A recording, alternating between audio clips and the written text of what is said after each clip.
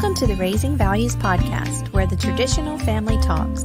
You can find us on iTunes, Stitcher, and Spotify, and be sure to follow us on Facebook and Instagram. You can support the Raising Values podcast through Patreon.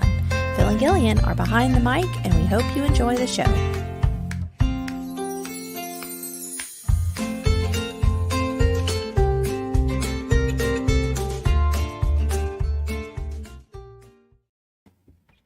Welcome back to Raising Values. Our cat has suddenly decided after an entire morning of sleeping in that she desperately needs attention right now.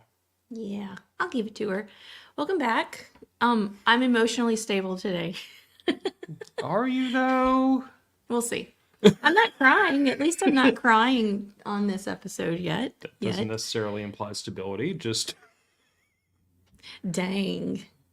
Rough. Maybe that's a good reason why we're having this this topic today.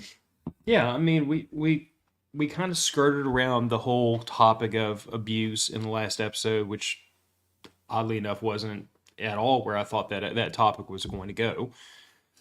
But I thought it bore some further discussion because, abuse.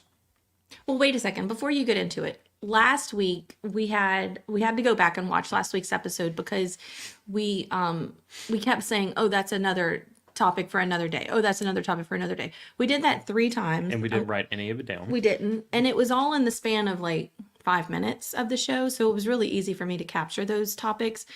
But so I know I texted you, and you were in the other room, but you were working on something electrical for Stuart or whatever. And so I was like, let me just text him also so that I have it.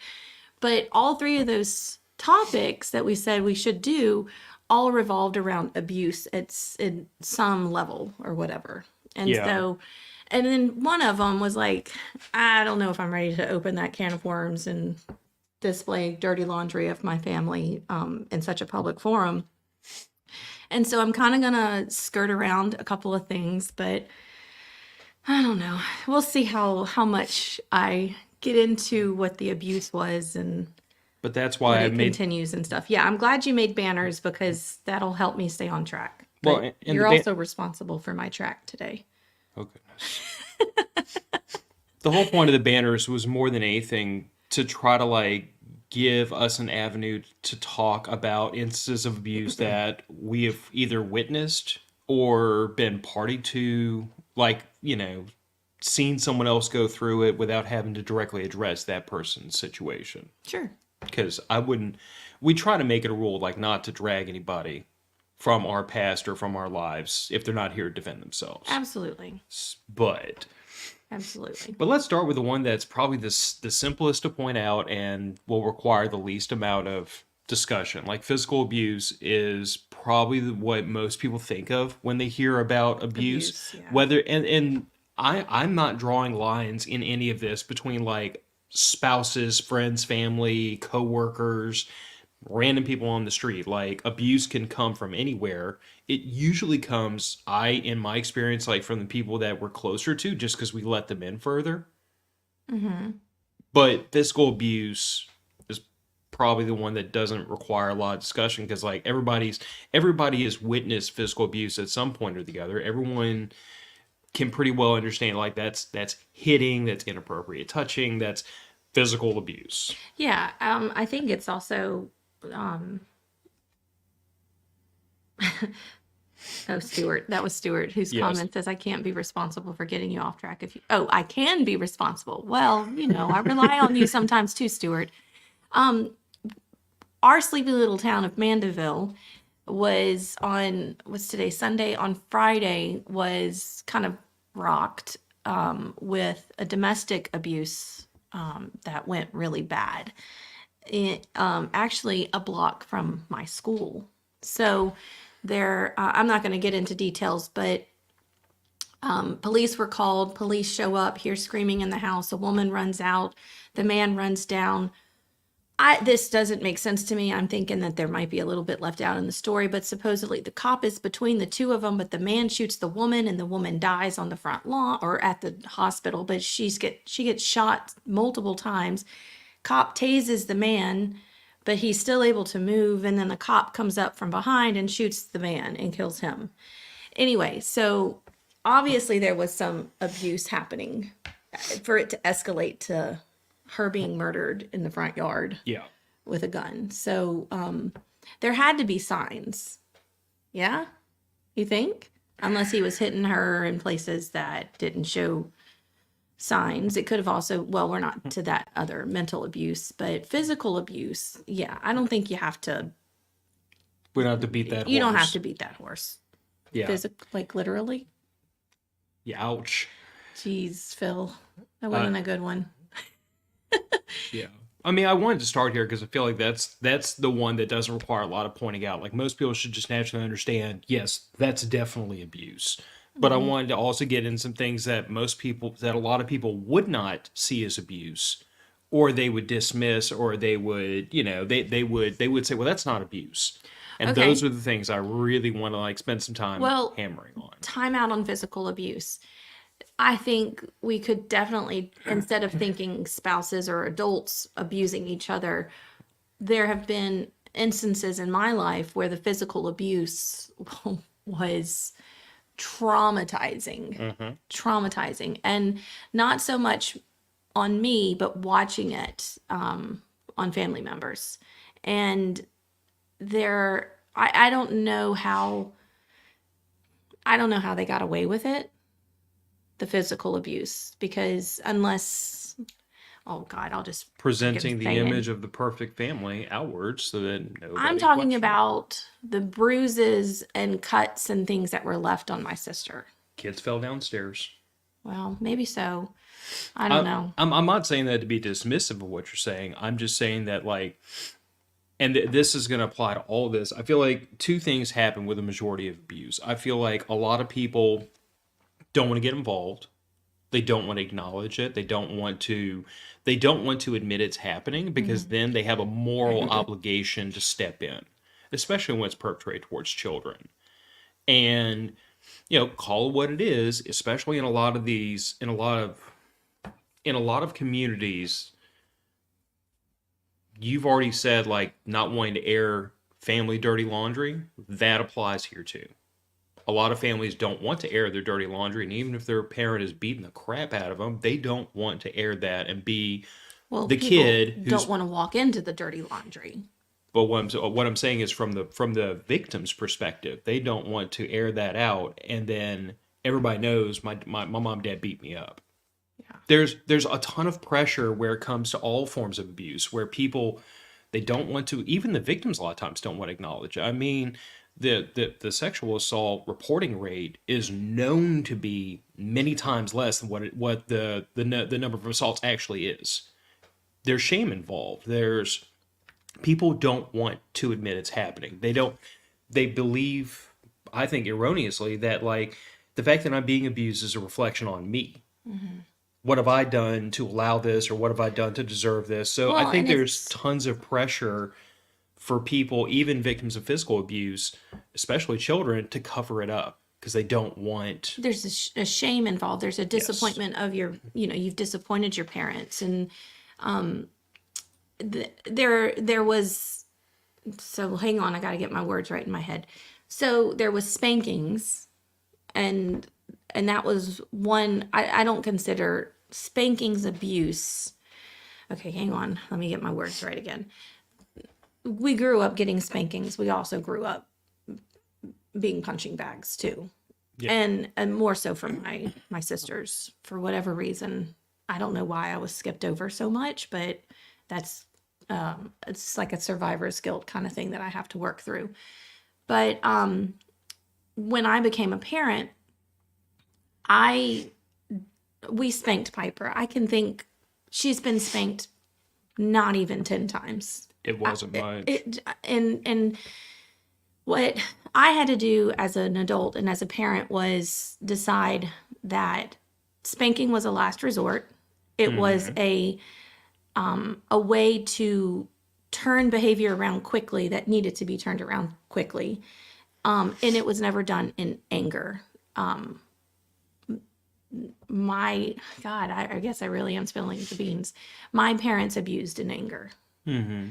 they abused in shame, and when they thought that their image was being tarnished, more so my mom than my dad, because my dad was also abused.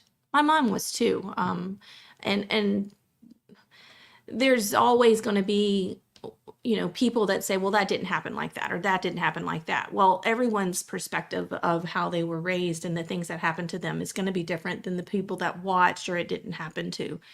And, but for me, I have always thought this isn't right. This isn't how parents should treat their children.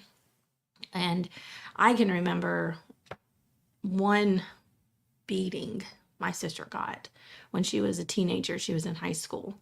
And I, I felt helpless. There was nothing I could do. I mean, I was probably only 12, 13, 14, 15, 16, 17, maybe even younger than that. Maybe 10, maybe 8, 9 or 10. And I watched this happen. And I won't go into like super details, but I will tell you that it wasn't just a hand or a belt. Extension cords were being used, and there were some pretty awful things that happened in my house growing up. Yeah. So when we had children, I never wanted that. I didn't want to scream at her. I didn't want to, that was one of those curses that I knew, again, on my checklist, that was going to be broken. And I was never going to spank her out of anger. And I had decided that if I got angry enough at her, a child, if I got angry enough at this child, that I needed to just walk away and like tag her it. And we did that sometimes. Like, there'd be Absolutely. times where you would say, I can't do this right now. I'm overloaded. You back off and I'd step in. But to me, the key was always, it doesn't matter what punishment you're doling out. If you're doing it because you're angry, it's wrong. Even if it's the right thing to do, you're doing it for the wrong reasons. You're doing it with the wrong motivations. So that's why I was always very particular about, there were times where I'd dole out a punishment to her, like put her in the corner and be like, you're going to be there for 10 minutes. And about 3 minutes later, I was like, 10 minutes is probably excessive. I need to roll that back a little bit. Yeah. But it always came back to the idea that, like you said, spanking was always a last resort, and we never spanked because we were angry. We spanked 9 times out of 10. It was because the old counting 1, 2, 3. If we get to 3, we know what's coming next. Yeah. Like, our child always had ample opportunity to arrest her behavior before she got spanked. And it was usually because she just felt the need to push that limit just a little bit, that we had to remind her, like, no, we're mom and dad, and the limit is where the limit is. But that's physical abuse in a nutshell. I mean, that's hitting is probably like, the simplest way to put it, but it's easy to recognize, was the reason I started with it. Most people will see that and say, that's obviously abuse. Yeah. I want to go back through some of these comments. Joe asked, what is it when mom knows, watches the physical abuse, but ignores it? I don't... Wait, put that back up. I didn't finish reading it. I'm sorry.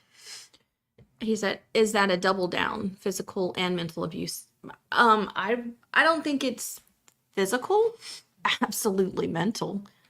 Absolutely mental. I would always also characterize it as another form of abuse. I put it in here later that I want to save for later. Oh, okay. So we'll come back to that comment then, I guess. Yeah. Yeah. Yes, we are. He said, dragging up some mess today. Yeah, I had to think about this topic, like, big time, to make sure that I was ready to say some things. You actually said you weren't going to air dirty laundry, and then I you started did. airing I it. know, but I mean, I can't really talk about this subject without airing the dirty laundry. I mean, I can say grew up in an abusive household, until I'm blue in the face, but what exactly does that mean? And when we started this podcast and you said, well, do you think that there's enough content to really keep it going? I thought about it and I was like, this was one of the things I thought about. Like, I have so much that I went through, but then my sister's story, both of them, is I think even more traumatic than mine. And like I said, there's a lot of, I guess you could call it survivor's guilt, because I um I used to pick on my sisters and say, I just watched what you did and I didn't do that so that I wouldn't get hit.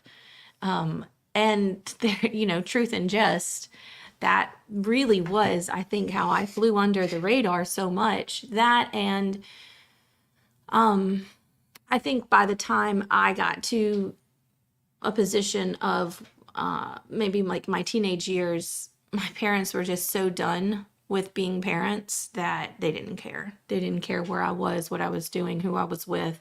They just didn't care. And Which will that kind probably of goes into some other abuse that happened. And I don't know where it would fit on here. Maybe mental abuse, maybe neglect. But there was some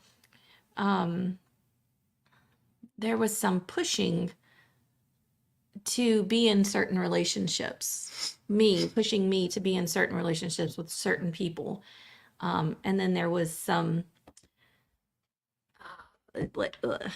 I just put this in our little pocket for a future topic. what? When parents quit being parents. Oh, that's a good one. Yeah. Because I think there's a lot of stories there to It's crazy unpack. because I have unpacked a lot of this. I think I got more mental abuse than anything.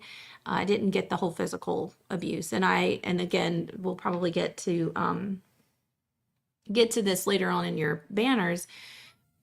But I still allow a lot of the abuse to happen because I still have this whole, I have to take care of my parents and they're my parents and, blah, blah, blah. And so sometimes I just allow those things to continue, that emotional abuse to continue. And I got a lot of that emotional abuse, and I still sometimes do. I'm better at being able to see it for what it is now. And I have put up a bunch of guards to what? You started talking about it, so I flipped to the next banner. Oh, no. I sorry. I didn't mean to No, move forward. I mean that was you went there, and Okay, that's so your next banner, because remember, mental, emotional abuse and bullying. And I think that this is the one that sometimes is in some ways it's a little more difficult to put a finger on. You know what I'm saying? Because like when people think bullying, they think like a person from a position of strength or position of authority using that strength and authority to demean or to belittle someone with less power or authority. And that doesn't just happen like on the schoolyard when the big kids picking on the little kids. That can be parent to child, that can be older sibling to younger sibling, that can be senior employee to junior employee in coworker situations. Like bullying and mental emotional abuse, that happens anywhere. The cat is having a conniption I don't know fit. if y'all can hear her. But anyway. I don't think the mic's that sensitive, but we're going to hear her for the rest of the episode, apparently. I don't even know what she's mad about. Her sister's not awake. Oh, that's the problem. Anyway, so that's kind of the next place I wanted to go was, mental emotional bullying, which you were talking about the fact that you might have escaped a lot of the physical abuse, but simply being in that household where you were in constant fear of the next glass breaking, thing flying up and hitting the wall, the next fight, all that is mental emotional, maybe not direct bullying, but I characterize all that as mental and emotional abuse. Just to be placed in that environment and have to grow up in it. Yeah, and it took different forms as we got older. It,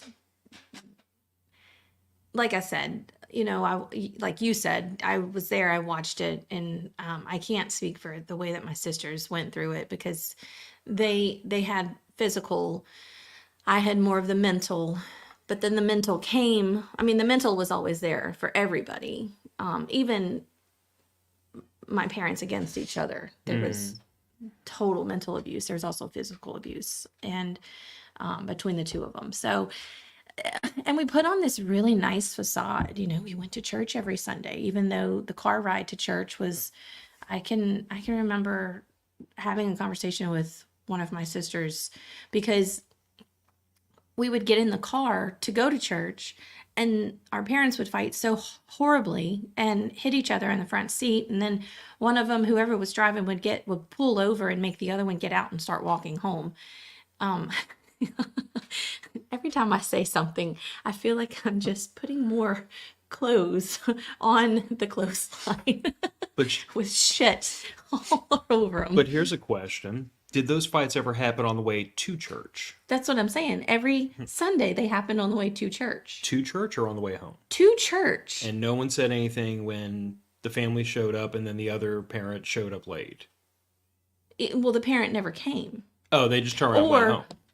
well, they would start walking, and then the other parent would go and pick them up and drop them off at home, and we would go to church and present this happy little family, and it was always so and so doesn't feel well today or whatever. Or they'd go and pick up the other spouse, and we would go to church, and it was just, oh God, it was just awful. It was awful. And then we'd walk into church and everything would be, fine, and you dry your tears and whatever, pretty faces. Same thing we were talking about before, where I said that the parties to the abuse often don't want to admit there's abuse happening because of the shame involved. You don't want to be the child whose parents are behaving like that because it's embarrassing. Well, and they weren't fighting because of us on Sundays. Well, I'm just saying, yeah, yeah. I think they were fighting because they were just miserable people. But Well, and two, we didn't know any different. We didn't know that this wasn't normal, that this wasn't every household. I distinctly remember a time when you told me that, the first time you told me, your family is so different from mine, I didn't completely put together what you meant until you explained it. It's just a very different environment. Yeah. Why do you think? Why do you think I love going to your house? Every time we go to your house, to your parents' house, I take a nap because I'm so just at peace with your parents. I can find because when we're at your parents' house, even though there are days when your brother's there that I want to knock him in the back of the head, he's still like a little brother. Sorry, go Which ahead. which is normal. You slapped him in the back of the head the first time you met him. I know. It was like, she's in. I just get this like that. I can just breathe a sigh of relief when I go to your parents' house because that's what a family's supposed to be like. That's the family that you and I have created. I have to work myself up. For if I know I'm going, I knew I had to go over there on Tuesday because my mom had surgery. I had to work myself up for at least a week, maybe a half a week, to be ready to present myself. And then the other day I went over there and just to check and whatever. And I just, I did not want to go. I did not want to be there. I did not want to go. The tension in the house is still so thick. I don't want to be a part of it. My energy just, it's just, it just gums up. That's how bad that energy is. My energy gums up. And I just feel like I'm walking through sludge when I'm there. And it's just because they just don't have good energy. And I hate that for them. I really do. I love my parents. I really do love my parents. I don't want to be around them often. And I will take care of them. I will do what needs to be done as a child. And I know that somebody is going to come back and say, you don't have to. And, I talk about removing toxic people from your life all the time and not having those negative energies and not having those low vibrations in your life and things like that. And for the most part, I do. But for some reason, I cannot dismiss my parents because they're my parents. I look at my mom who came out of surgery on Tuesday, and she was not very lucid at all, obviously. between the anesthesia and then the pain medicine that they gave her, she didn't know who I was. I mean, I was Miss Rosie. I don't know who Miss Rosie is, but I was Miss Rosie on Tuesday, and I was feeding her green frogs. So, but there was a moment when I'm literally hand feeding her something, and I had this like moment where I was like, there's a person in there. There's a person who hurts. There's a person who cares. There's a person in there. And it sucks that I can only see that person when she's so doped up, you know. And then I was able to get a clear look at my father, who was sitting in his chair. And I'm like, I understand why she complains about you all the time. Like, I don't know. I love my parents. I do. I don't. This is really hard to air dirty laundry. It's probably something that I need to talk about and maybe see a therapist for or whatever. But I've said that before. well, I do feel like I'm in a better place. And so, what is a therapist going to do that I can't work through these emotions by myself? You know? Because I don't think you do work through them. Okay, well, why? Because I think if you compare me to 10 years ago with them, I think I've done a lot of improvement. You have, but I don't know. You and I will always have very different defense mechanisms to abuse. And I personally, like you, this is something that you and I have argued about, but like I've had people in my life that I consider to be abusive towards me, and I just ejected them. Like I don't care if it's family. Well, I and don't we've, care. I draw no distinctions. yeah. I look at it as, and I've been very particular about the fact that like, and people that I'm close to know this about me. Like I hold people that I'm close to a higher standard than casual friends. Because if you're a casual friend, I could take you or leave you. But if you're a close friend, I let you in. And if you use that proximity to act abusively towards me, you're out. And there may never be mending of that friendship because I've allowed you in, you've abused my trust. And it hasn't been a popular sentiment, in the past, like the fact that I can just cut somebody off the knees and discard them. But my point of view is very simply like, if you are willing to behave that way towards me, then you do not regard this friendship the way I do. You don't regard this relationship the way I do, and then we can't have a relationship anymore.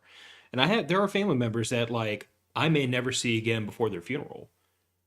I don't go around every day thinking to myself, "Oh, I hate that person because what they did to me 10 years ago." I just think to myself, when we're together, you act abusively towards me. I'm not going to allow that anymore. And if that means we don't see each other, we don't see each other. That's not, I don't feel like that's me being inappropriate. I feel like that's me responding to somebody else. Yeah. Because I didn't start dancing until I heard music. I don't know. I mean, I am better about removing toxic people from my life that that just that are like are just friends or acquaintances or whatever. I mean, I what's the word? Not disqualified. Why am I thinking disqualified? I got rid of 2 friendships this year based on I felt like they were toxic people. They were. And you have told me that for years now that, this person, and I'm not going to go into the next banner just yet, but the things that this person did. And I finally was able enough to cut communication. I tried to have a conversation. I was gaslighted, and I just said, that's it. That's enough. I'm not doing this anymore because if I continue to argue this point with you, you're just going to continue to gaslight and make yourself the victim. And so Yeah. I said, that's it. That's enough. You are now professional only. And that's just a wave in Carline. That's not a communication. Please don't text me. I haven't gotten the nerve yet because see, like you were like unfriend, block, whatever. I'm still in this chat, this group chat that I cannot remove myself from because I don't want to be talked about when the little notification that says Gillian has left the chat comes across. I'm getting there. I'm getting there. And the more time I spend with your sister, the closer I get, because Thank you, Becca. Becca's my black cat to my golden retriever. So she's very much, I needed your sister. I didn't realize how much I needed your sister in my life. You could But just listen to me. yeah, I told you the exact same things she does. I know. Look, we haven't gone through these comments and they've kind of been rolling in. So I need to read through some of them really quick before we keep going. Okay. Oh, wow. I think we left off about... Where that guy that comments. No, you don't have to put it up. I Oh. just didn't read it. You got to traumatize those you love. That way they stay bonded for life. Like a garrote? Garrot. A garrote? I don't know about that. I don't think he was advocating for that. I think he was saying that's the reason why abusers abuse. Oh. I think so. Oh, okay. Keep going down. Pause the cast. I got funny, Stuart. And then Joe down here saying, Gillian, it's okay to be angry. Saying no is a sentence. That's one of my favorite phrases. No is a complete sentence. He also said I was right, which I'm happy about that. Yes, but the good thing is comments go away after the show's over. No, they don't. It's the internet. Nothing ever goes away. I know that Phil is right. Phil is right, and I can just walk away. Now you said it out loud, and it's recorded on video and audio. But I think this is where the emotional abuse comes in, because I deal with the guilt of what happens if I walk away. Who's going to take care of them? I mean, my dad can barely walk, and I believe my mom has dementia, and they don't like each other. They live together. They don't like each other, although they'll be like, I love you too, blah, blah, blah. But, so who's going to take care of them? Jesus. Yes, Jesus will take care of them. But in the physical form. Jesus. Okay. I don't know. I'm not at a place yet where I can walk away. And the good thing is I have my sisters. Gabriel lives further away than my older sister does. So it's easier for me to reach out to her because she's a little bit closer drive. But we kind of all go through this together. And sometimes we tag team it, like, all right, I'm emotionally spent, it's your turn. And then they get emotionally spent, and then I have to go back in. And because of my proximity to them, to my parents, I have to take care of them. And I was going to say most days I don't mind, but most days I don't want to be there. Sometimes I just don't even want to answer the phone. So sometimes I let the phone ring, and then if they call me right back, then I'll answer, because sometimes maybe they figured out my cheat. I don't know. They have. Okay. Anyway. So since we talked about this with a relationship you recently, I think you're still in the process of terminating it just because you still hang around in the group chat because you don't want to be talked about. But lying, manipulation, gaslighting. Like my frustration in that specific relationship was for years, I saw a person who at literally the drop of a hat would demand your full undivided attention. Mm-hmm. Didn't matter what it was, didn't matter if it was, and you have to understand for the audience more than you, because you and I've talked about this, like, I am not a person that tells my wife, you can't go out with your friends. You need to stay here and wait on me hand and foot and, fetch my slippers and my bourbon. That's not how this relationship works. First of all, I'm far too independent for that. Get your own bourbon. Well, although you did walk up to me yesterday when I made a sandwich for lunch, and you said, where's yours? Yeah, but I was needling you. I was making a joke about you being a sandwich maker. But I'm far too independent for that level of like spousal coddling. And if you want to go out with your friends, go out with your friends. But what I was noticing was that she would call you And regardless of what plans you had with me or our daughter, regardless of what we had going on, if we were just going to have a quiet evening that night and just like, try to get in some family time, when she called, she expected you to drop everything, get in that car with her and Yeah, go. the expectation was there. And not just that, but it would always be, oh, we're just going to Target. 3 hours later, you come home because just go to Target for 5 minutes, turn into 15 other things. Yeah. She just wanted your attention, but Mm-hmm. she expected it of you. But then, after years and years and years of what I saw being a very one sided relationship, when you said, this is important to me, I really would appreciate y'all getting involved in this, crickets. And like that kind of goes to the last point that I made. But Yeah. when like we kind of, I think we've briefly discussed that whole situation, but like I saw a very one-sided relationship. And then when you finally went to express to her what she'd done to hurt your feelings, she basically made it out like it was your fault. Yeah. And that's Not where, basically. well, but Yeah, she gaslighted yeah, and became the victim. And but she gaslit you then. There were other times where you remember how I'm kind of notorious for telling you that there's three sides to every story. There's his, hers, and what really happened. mm-hmm. And she manipulated your feelings to make you feel bad for her so that you would bend over backwards to help her through a difficult part of her life by only telling you her side of the story, which I'm sure was very carefully manicured to make her out in the best possible light and her husband out in the worst. Mm-hmm. And you and I have talked about, as more and more details came out, it was very obvious that she was not innocent Yeah. in the situation she had with her Well, with her okay, and husband. not to harp so much on that her story, because I the last thing I want is for her to have any sort of attention. Um Shoot, what was it? Oh, the two people, this person and then another mutual friend of ours, that I just said no more, can't do this anymore. They they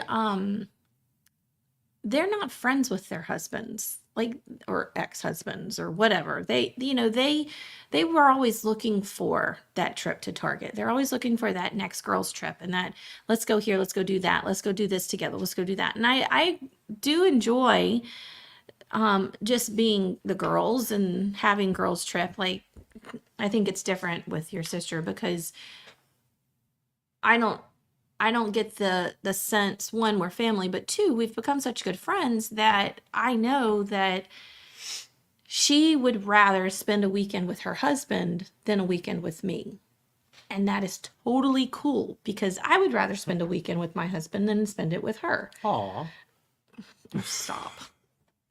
But that was not the case with these two. They were always looking for ways to remove themselves from their household. And I didn't want to do all that. I guess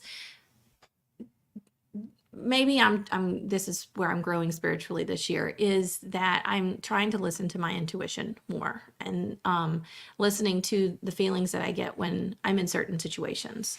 And I never 100% felt comfortable when I was with them. I always felt like third wheel. And a lot of times I felt like there was, third wheel. And I never understood that, because I had done so much for them, both of them, in their lives, to help them out with no, I wasn't looking for anything in return. But I never got anything in return either. You know what I mean? I Yeah, got the invitation to go out, and I got the, let's go hang out kind of thing. But anyway, well, but they were very one-sided relationships. and then it turned, then I saw for sure the gaslighting. Like, it was just like, what? I've never been more clear in my life. And I let a couple of people read the text, and I was like, what do you think from this? Without giving any opinions on what happened or how it happened or anything else. And they were like, yeah, you've totally been gaslit with this. I don't And remember my exact response, but I'm sure it was something along the lines of like, delete her text, block her number, F that woman forever. Like, yeah. Well, I haven't done all of that, but It has been radio silence. I haven't talked to her since January, except for just little, you know, Perfunctory. yeah, that I Yeah. have to. But anyway, so I don't have a problem getting rid of people like that. But when it comes to family, yeah. I mean, you and I can agree to disagree about that, though. But see, and I still get the lying, manipulation, and gaslighting from family too. Yeah. But the line manipulation, gaslighting also goes back to something I've told you many times. Like once I catch you in one lie, I assume you're lying to me for the rest of your life. Like you can't to use the phrase, honesty is like virginity. Can't get it back once it's gone. Not with me, at least. Other people, you might be able to like win their trust back, but to me, it's like I'm always going to think in the back of my head. Now that I know you're capable of lying to me about, and here's the thing: if it's a little white lie, then I'm just going to assume everything that's a little white lie is, within your purview to lie about. But if it's a big lie, then I'm like, okay, I now have to assume that every time the chips are down and there's pressure and there's emotions and there's shame, you're going to lie to protect yourself. I can't come back from that. Like, you can't have a relationship without that. But I don't think everyone in the audience would identify lying as a form of abuse, but it is because it's manipulating your emotions. It's Yeah. manipulating We've your talked about that on yeah, this podcast before. but it's manipulating your understanding of the truth and of the world around you and of the facts to get to the end result that person wants. And I put all this together just to kind of like, say like all this is an attempt to twist your emotions. To what end is up to the abuser. But that's why I consider all this to be abusive behavior.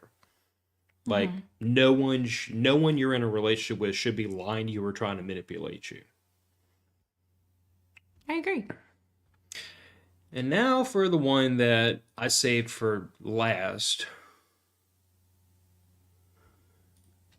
Now for the one I saved for last, because I feel like this might be the most pervasive in a lot of cases. Neglect and being ignored. So let's just say, like you and I, looking at the host of different relationships you and I have witnessed. I feel like you and I have seen a lot of marriages, a lot of boyfriend girlfriends where like they live together, they do things together, but there's no romance, there's no attention, there's no affection. It's just, they're roommates, and even to the point where one partner is trying desperately to get the attention or the affection from the other, and the other just doesn't care. You know what I'm saying? I consider that to be abuse. Yeah. I don't think everyone would call this abuse though, because there's going to be a lot of people who will attempt to explain this away by saying, well, that person's just stressed or that person's just tired or whatever. And I'm like, no, there's a difference between I'm drained, I can't pour from an empty cup right this moment, and a systematic pattern of I don't care about this person I am cohabitating with. Like we live together, I keep a roof over their head. That's as much as I'm required to do. Yeah. You've been very chatty this whole time, and now all of a sudden I got to carry this one by myself.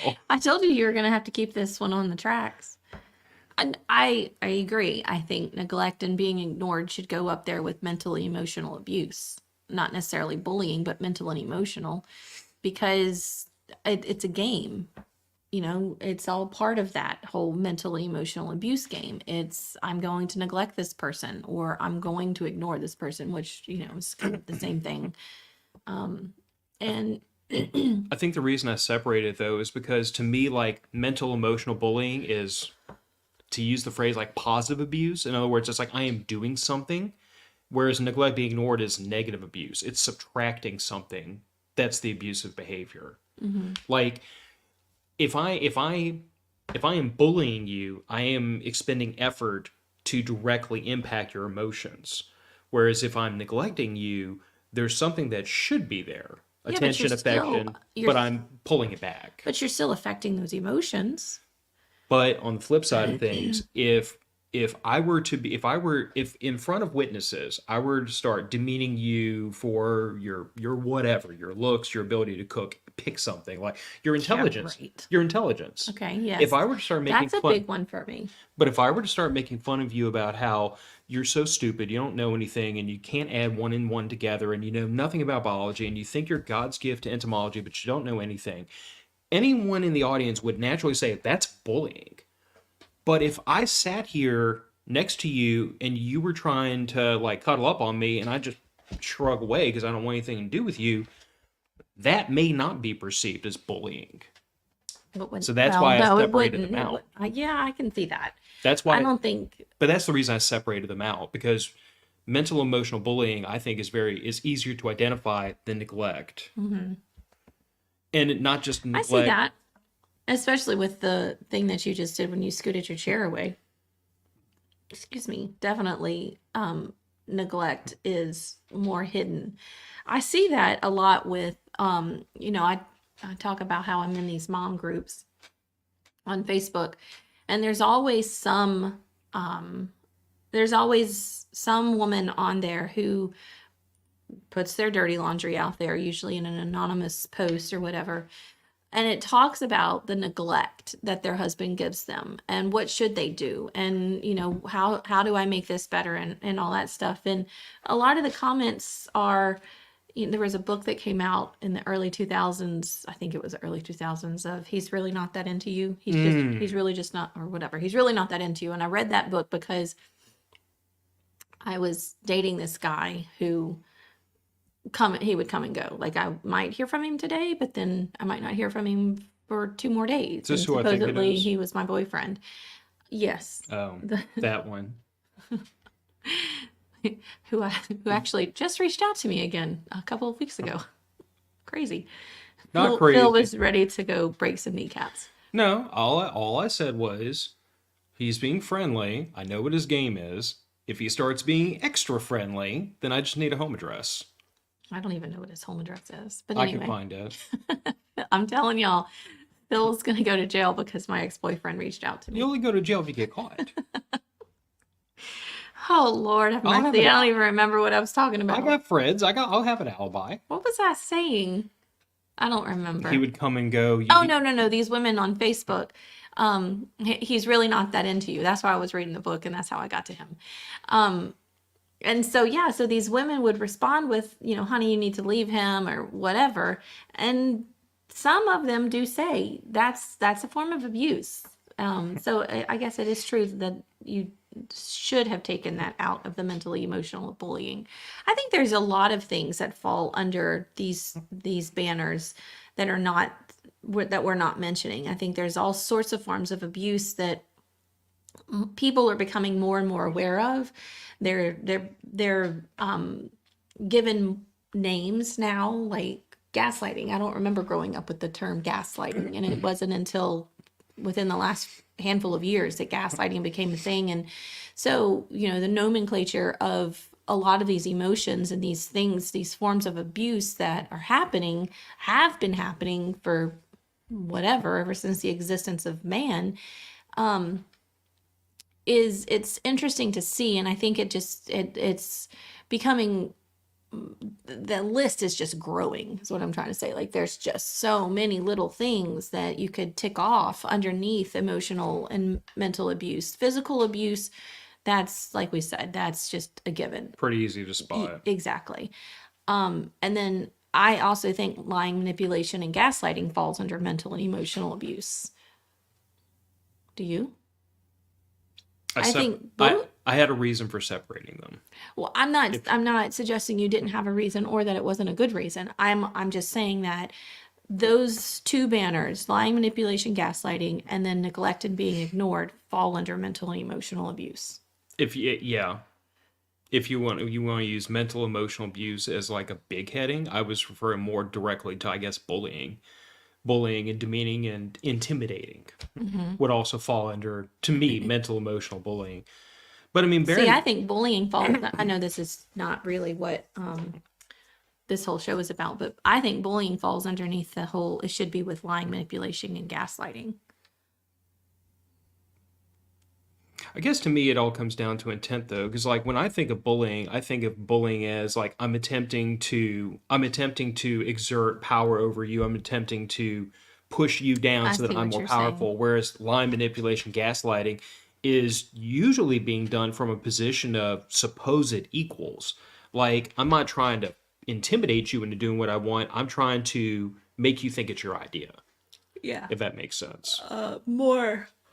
Oh, excuse me. More that person becoming the victim. That was the next thing I was about to say. Would be a person who's playing the victim. They're Hmm. trying to manipulate you into feeling sorry for them, so you'll do what they want. Yeah. But it's still it's a very different activity from bullying, Yeah. which is I am big and strong, you're weak, you're going to do what I want, versus I am weak, you should feel sorry for me, do what I want you to. Hmm. Hmm. But as far as like neglect being ignored, I mean, this isn't. I don't feel like this is a new thing because I mean, for a lot of years, this was grounds for divorce. Like if in a Yeah. marriage one party or the other was, I'm struggling to remember what the actual term for it was. It was Um. alienation of affection. That's what it Oh, was. Alienation of affection was literally grounds for divorce for a long, long that's the time. legal term I think on divorce papers. yes. That Now, sounds right. but nowadays with no fault divorce, you don't have to have a reason. You just say I feel like leveling Yeah, we up or just what. went our separate ways. Yeah. But for a long time, like that was grounds for divorce. If one party was not being like just kind to the other. Hmm. But I guess I mean I wanted to like put this in its own little box because we've talked about this in terms of spouses, but this is also really, really big between parent and child. Where Yeah. here's the thing of it, it doesn't even have to be neglect of physical well-being. Like I don't if I feed my kid, clothe my kid, give them a bed to sleep in, their physical needs are met. Hmm. But if I'm not making but if they feel frightened in my home because I'm always running around screaming and yelling and throwing stuff, then they're still being abused. If they come to me and they've had a bad day and they just need a hug and I say I'm not a hugger, that's you're neglecting them. Oh, Like that breaks my heart. yeah, like I get that again. That's why I wanted to put this in here and kind of wrap up with it because like I see I see if a person is intentionally not meeting the needs of someone that they should be, I consider that to be neglect and I consider that to be abusive behavior. Hmm. Especially if you use neglect like a weapon. You know what I'm saying? Like I'm gonna neglect you until I was saying it and then I thought about it because you know how you and I have talked about like when it comes to parenting, like there are kids who they'll do stuff specifically to get attention.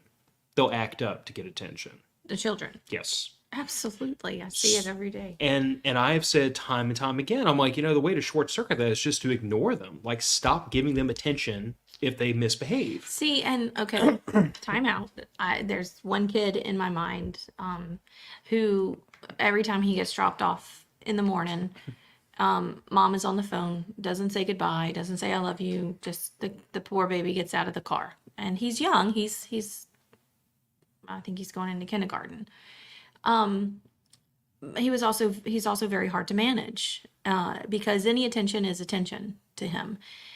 And so one of the things that I started to do in my class when he would come into my class was I would joke with him and I would say, not even just joke with him, but first to start off with like high fives, hey, give me a high five today. I'm so proud of your behavior. You did so great today with the Legos and just all these like reinforcements in his positive behavior when he showed it. And then when this negative behavior came around, I would I would talk to him about it and continue to give him that attention, but tell him how much that this behavior is not first, it's not necessary. You don't have to act like this because Miss Rabelais has already, I'm already showing you a lot of attention. You don't have to do this. So there's a lot of like breaking that, but it's not going to be broken because then he gets picked up and goes home and then it's still there. And he has to then revert back to any attention is good attention. And then he comes back to school the next day and we're breaking the cycle again for the day. And then he goes home, and poor baby, he's already such an emotional mess. I can't imagine what it's going to be when he grows up. But I try to do my part as a teacher who sees him for the 7 hours that I do to show him that you can act, your actions get attention, So even the good attention. You can get good attention. positive attention to preempt his negative behavior, in other words. Yeah. Okay. And it works. Let me draw a comparison, Oh because boy. I guarantee you've seen or heard of this happening at least once. Uh-huh. Two spouses, right? Mm-hmm. One spouse says, I don't want to show the other affection because they do this, that, and the other. To the spouse or to the kid? To the spouse. To the We're spouse. spouse to spouse. Okay. I don't want to show affection because they do this, that, or the other, and I'm not going to show affection until their behavior changes. Didn't we just talk about this? We did, and it happens all the time. But in the example you just gave, you have to show positive attention to get positive movement in their behavior. Mm-hmm. So what would you say to those spouses? Because there's literally hundreds of thousands of those couples out there in the world. And if you try to sell what you just did, the spouse who's withholding attention because they disapprove of the other's behavior is going to laugh at you. I don't know. I think, well, gosh, I don't know. I think, I stumped her. well, you didn't stump me so much. It's just words are hard. So I guess, yeah, you just stumped me on the words level. I still see that person who's neglecting that, I'm not giving you my attention for this because of this behavior. That other person is just like this child. Any attention is good attention, even if it's the attention of, negative attention from my spouse. I'm still looking for that attention. So acting out, doing things or whatever, they're still looking for that attention. I don't know. I also think that when you're dealing with adults and then you're dealing with children no, because adults can have big emotions too, but kids don't understand their emotions. And so it's, you don't agree with that? Well, no, I don't. I agree with it. I don't think most adults know how to deal with their emotions either. Okay, but I guess that's where these words are hard.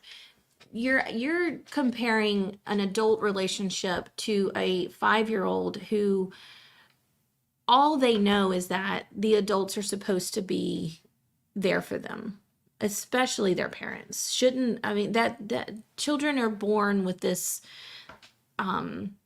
children are born knowing these are my parents. My parents should love me. My parents should feed me. My parents should hold me and care for me. There's a whole syndrome of babies who are born who don't get enough love and are held, and they die. They die. They have volunteers that go into hospitals just to hold and rock babies, because they have failure to thrive. And it's because they don't feel the connection with another human being. So you're asking me to compare this 5-year-old child and the fact that he cannot control the adults in his life. And so he acts and reacts the way that he does because he doesn't know any different. He knows that if I do this, I get this. If I do this, I get this. If I do this, I don't get any of this. And so as a 5-year-old, he's just going to be, and he's going to express these big emotions because that's all he knows to do. The adults know what manipulation is. They know how to change a subject. They know how to, or manipulate a person, and they know how to manipulate a situation. And so over here, the 5-year-old, maybe he's learning how to do that. He's learning how to manipulate his situations, but there's no excuse for an adult to be like that. Okay. But I feel like you were looking at this from the perspective of the neglected. I was talking about from the perspective of the neglector. Okay, what are you asking? What should the neglector do? Words are hard. No. Am I just not getting it? You're not getting it. Okay. That happens. No, I don't disagree with you. I guess my point was there's a bunch of couples out there that are one party is intentionally withholding like affection from the other for whatever reason. Some perceived slight, some neglect, some whatever. Okay. All right. And I'm with you. will not stop withholding affection until the other person changes their behavior. Okay. And in the example you gave, showing affection might actually improve the behavior. Instead of saying, I'm not changing until they do, saying, Gotcha. I'm going to give ground and hope that they can too. And we Yeah. come back to the get to the middle. Because at least where spouses are concerned, like my We perspective, do that. Sorry. We do. You don't think we do that? I totally, my train of thought went and speared off into the Okay, I'm woods. sorry, but as a married couple, we used to fight one way, and I learned as a child that when your spouse pisses you off, you hold a grudge for days at a time and you don't speak and you don't do all this, and then, you know, then finally you have this explosive argument, and then for us everything was fine again. Well, I didn't want to have any more explosive arguments, and what that meant was I had to extend an olive branch, or you had to extend an olive branch, which was all I needed, or all you needed to for us to come together in a non-explosive way and work through our problems. I think that is an example of what you're talking about. Yeah. Okay. See, I do understand and I can work with words. Yes? Yes, I'm trying to remember where I was going. I'm 'Cause sorry. I it's interrupted. tree went into the woods. The tree went into the The woods. tree went into the woods. I don't know, or Okay. I'm sorry, the train went into the woods. The train You of had one thought. job. You had one job. Keep this on track. Yes, but you were supposed to help me keep it on track, Me. Okay. not I can't keep this on track. Uh-oh. What did I do? you There we clicked go. something. I didn't. I rolled over something. I was trying to get to the comments Same while you difference. think about your train and the tracks. Anyway, but I guess just to wrap that up, and then we'll talk about some of the comments. There was a lot of back and forth There between are. guy that comments and Joe. Okay. But like to me, I feel like neglect is a form of abuse. I feel like a lot of people, but I feel like a lot of people would debate whether it's a form of abuse, and I feel like a lot of abusers that are abusing using neglect would probably justify it. You know what I'm saying? Mm-hmm. Like they would be the ones to say, well, they did this, so I'm doing this in exchange. And I'm like, okay, so that person upset you, so you're abusing them in return. Like that just, I don't know. I don't know how to, like to me, this is very clear that, especially in relationships where you have a reasonable expectation of some kind of like affection, even if it's not like, marital affection, but just like affection between friends. Mm-hmm.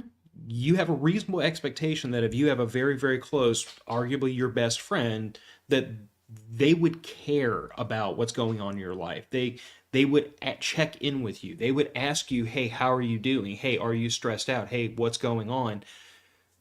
And when they don't, the absence of that affection and care is neglect. And I think that maybe that in terms of like friendships may not rise to the level of abuse, but at what I don't point? But think at what that's point? abuse for But friendships. at what point does it? Because when it's parent to child and you neglect the child emotionally, that's 100% abuse. Well, And that's why I'm also saying. when it's spouse to spouse, 100%. When one spouse neglects the other, that's abuse. That's why I'm saying it's easier for me to discard a friendship like that than it is for me to discard a family member that is showing those types of abuse. I can't say that I'm the best person to be a friend with. I retreat into myself. There are days, weeks that I just don't talk to people. Um, I even started a friendship telling someone that, and I don't know, they didn't quite, I guess, understand my Didn't understand the assignment. they didn't understand that it's nothing personal, it's not you, it's really me, because there are times where I have to just retreat into myself. I don't want to talk to anybody. I don't want to do anything. I don't want to go anywhere. I just want to be me. I want to be with my husband. I want to be with my child in my house because it's safe. And that can happen for weeks. this friendship that I'm referring to, not this one, but the one that we talked about earlier, I would do that. And and I think for the most part they understood and they saw that. But so there were times when I would neglect, but then I felt like I would also be there when I needed to be there, even though I didn't want to be there. Anyway, I think friendship, at least to me, maybe not to everybody out there listening or whatever, but a friendship is easier to disregard, to get rid of than it would be for family. It's not, it's the same for you. I think both of those things are the same for you. It's not hard to get rid of people in your life. It's hard for me to get rid of people in my life. I won't even remove myself from the group chat. Yeah. And I mean, I don't want anybody to misunderstand. Like, don't take I'm capable of cutting a person off to mean that, like, the relationship I cut off meant nothing to me. It's just the fact that, like, I know myself well enough to know that I do having a person in my life that is in any way abusive towards me, it harms me emotionally. Yeah. Like it drags me down so far and so fast. I don't know that I would say depression, but it's something close to that. Mm-hmm. And as a result, and because I have the personality I do, I can't stay in that state. I will just, the longer I'm in that state, the worse it gets. I have to be able to, like, remove myself from that situation, from that person, and get myself back to somewhat neutral. So for that reason, to me, it's a self-defense mechanism. When I encounter an abusive person, I'm like, I can't be around you. Mm-hmm. I mean, I had a relationship with a coworker who I would, and I don't know what's going on in her personal life or what that situation was. That I don't know. All I know is that there were times when I felt bullied, Yeah. and I know who about. I couldn't remove myself from the situation easily, but I did. I did my best to, like, we worked on separate things. We didn't collaborate very much. We stayed out of each other's way, and that was like the best way I could find to, because I had no ability to remove myself from the situation. But I did everything humanly possible to minimize our contact together so that I didn't have to be, bullied. Mm-hmm. But you could see it on a day when she had gotten to me, Yeah. and you would come home and it'd be like there was a cloud hanging over the house because it was not a situation I could live in. Yeah.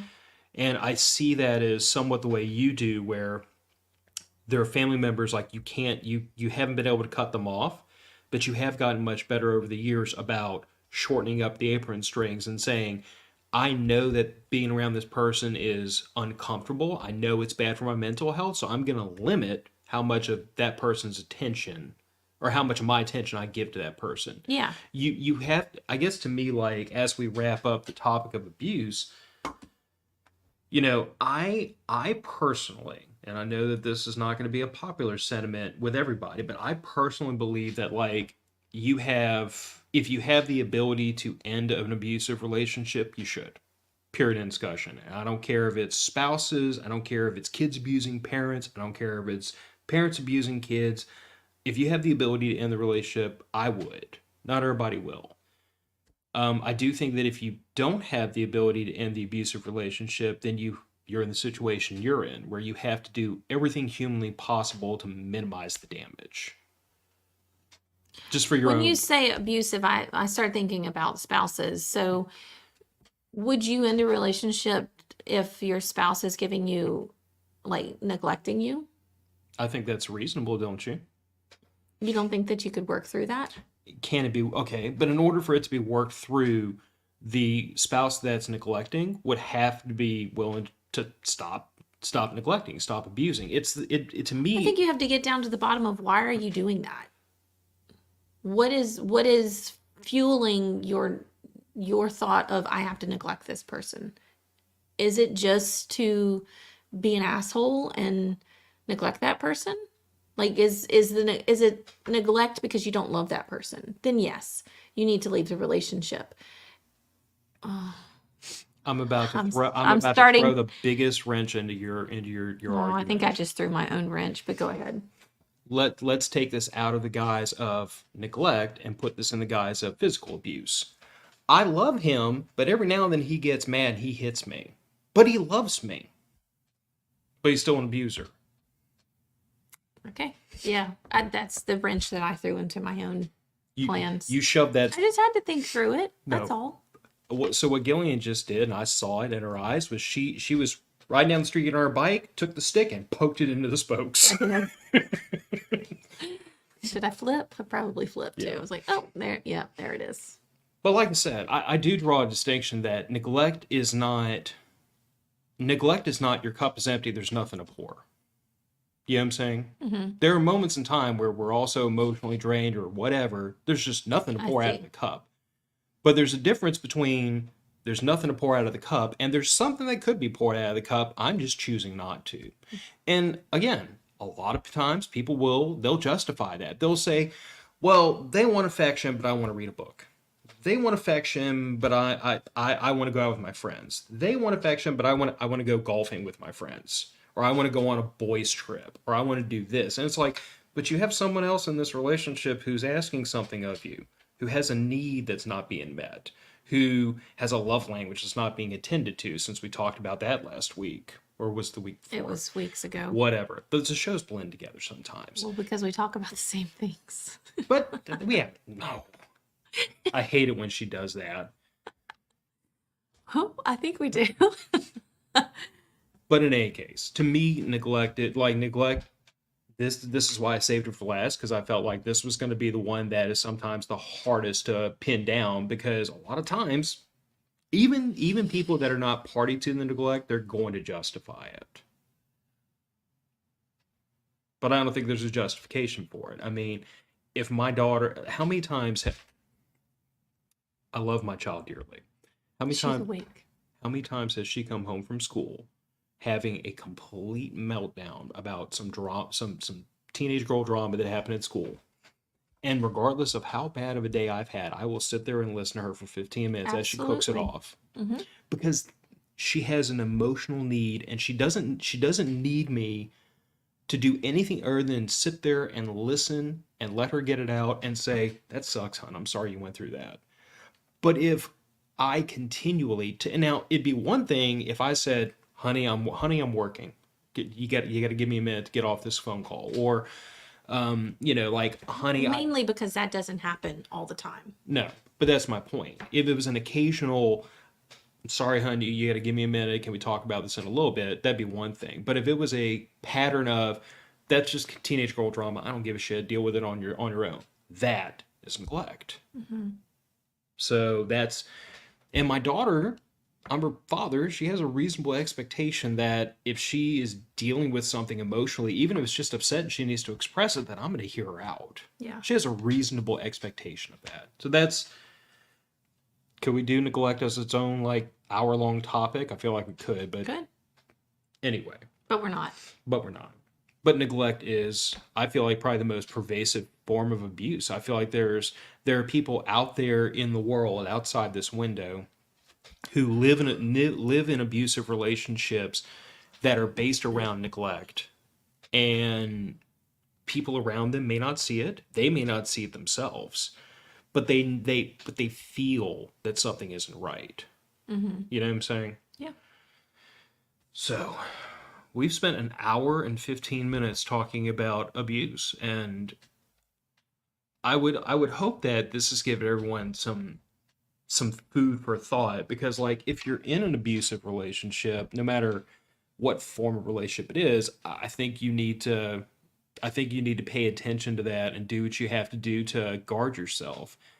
And if any of the things we've talked about turn on your light bulb and you thought to yourself, like, I have a friend, a neighbor, a brother, a sister, a parent, or whatever, and I'm seeing these things, then they might be stuck in an abusive relationship and they may not even see it. Mm-hmm. And you might be able to intercede on their behalf, or if nothing else, just talk to them about it. But the only thing I will caution people of personally is that, very often abusers will justify their behavior.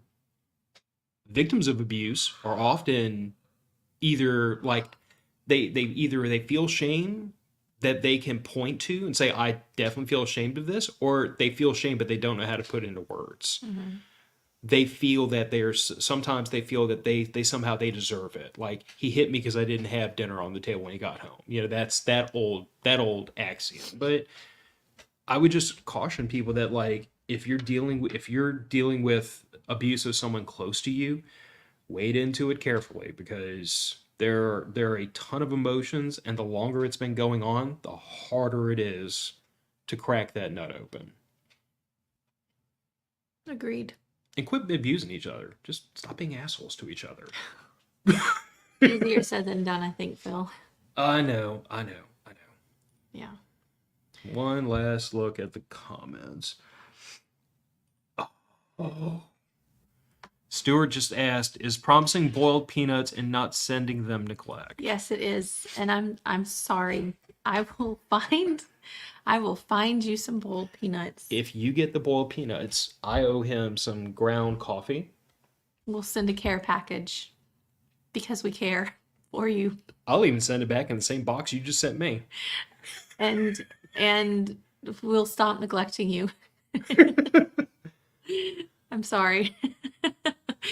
I'll find some boiled peanuts somewhere. Yes. I can't believe you live in Texas and you never had boiled peanuts, but we'll find boiled peanuts and send him coffee and love. Maybe some bullets. I don't know. Throw something in.